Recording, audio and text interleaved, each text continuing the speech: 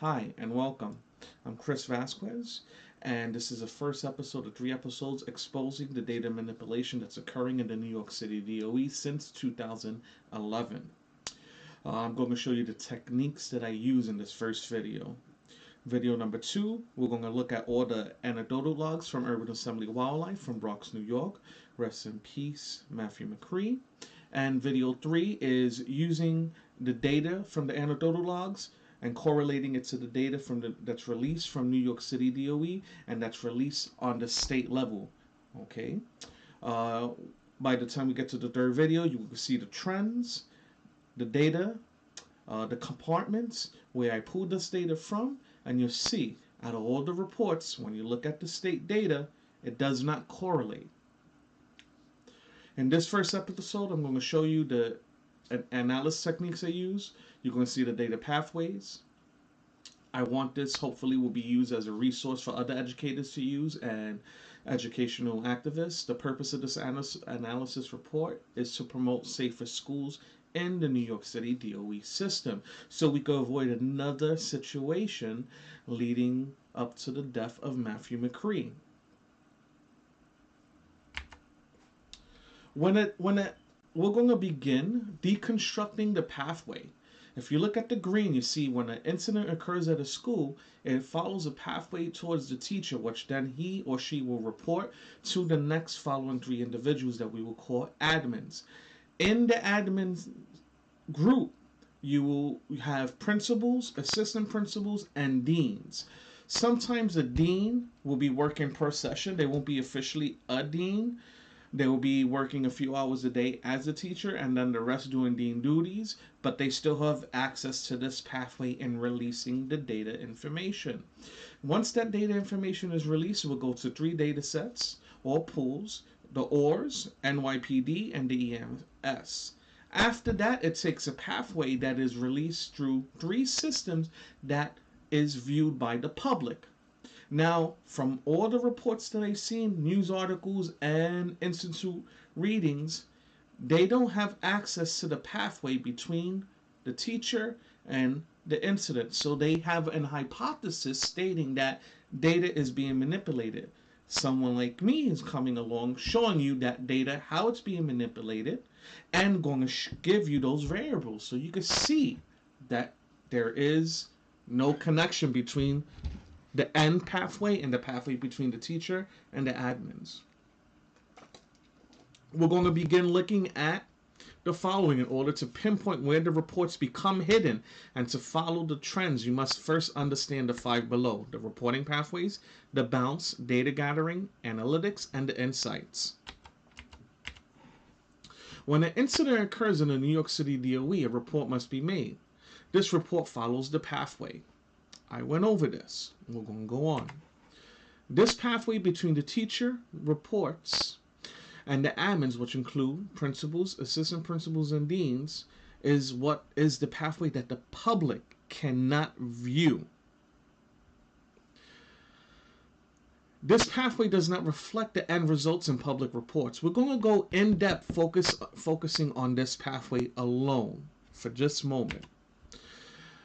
Let's just deconstruct this pathway. Each pathway of a teacher report leads directly to the admin. Now, there's multiple pathways. We have the New York City DOE pathway. We have Jupiter Grades. We have verbally to the admins. We have Scheduler. We have other third-party grading software. We have paper write-ups, or that genetic white paper template. Teachers know what I mean.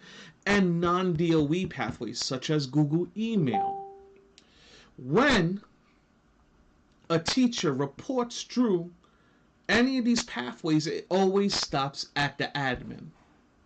The admin then chooses to either, depending on how hard or how severe that case is, that incident is, to move it along the pathway, which then it will get recorded. If the admin doesn't want to record that data to make the data seem like a safe school, it will then loop back to the teacher. Now the first pathway, New York City DOE.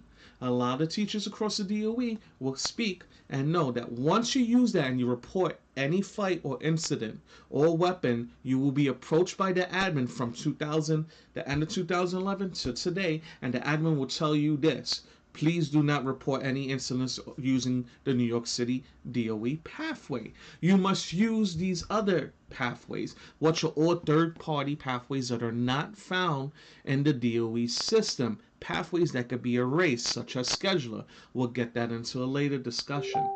So all of these pathways have a high bounce rate going back to the teacher or not being reported in the New York City DOE school system.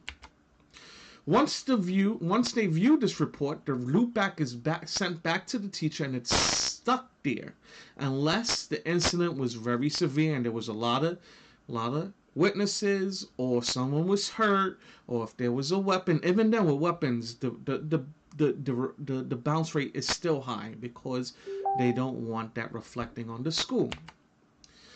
We're going to look at these reports in the next episode and connect them to the city and state DOE when I release the anecdotal logs. Here's a survey that I did on a teacher site and amongst a private email with the staff of Urban Assembly Wildlife. The question of the survey was, how does your school prefer you to report incidents regarding students' fights, bullying, students destroying school property, and teacher assaults? Out of 30 responses, this is the breakup.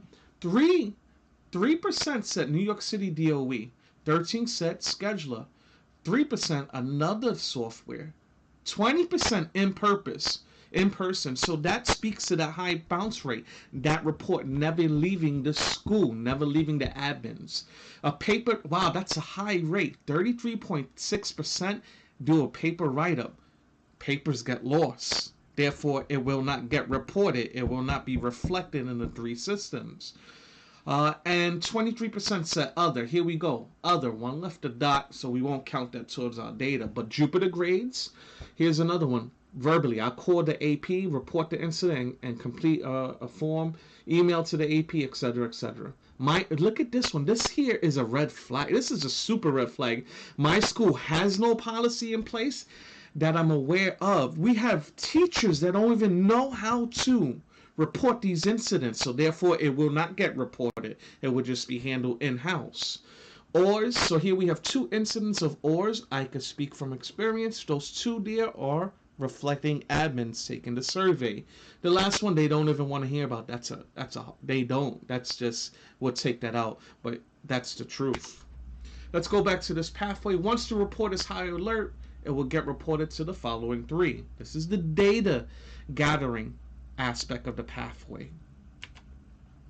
We will begin to look at patterns and trends of the anecdotal logs taken from Urban Assembly Wildlife School for Conversation and correlated with the New York City DOE reports and state reports to show you and pinpoint the manipulation. This is the analytic portion that we will get into. That's the next episode. It's very important that you understand this, so when we go to the information of the episode, you have a better understanding how data is being manipulated and how data moves along the pathway and where in that pathway it stops. And therefore you get into your insights, your conclusion. And I'm not going to give you the conclusion.